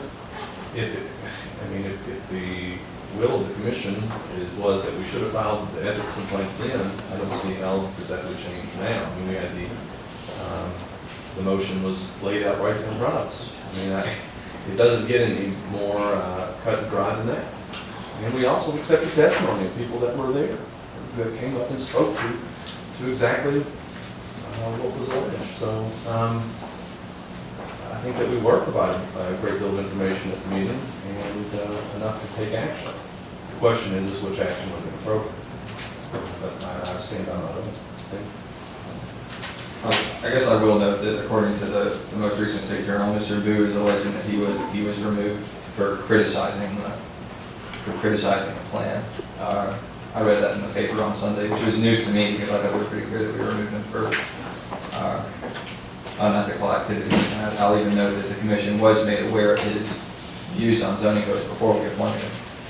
I mean, if we were really trying to silence his views on zoning codes, why did we even appoint him to the task force in the first place? I mean, clearly we expected him to express his view.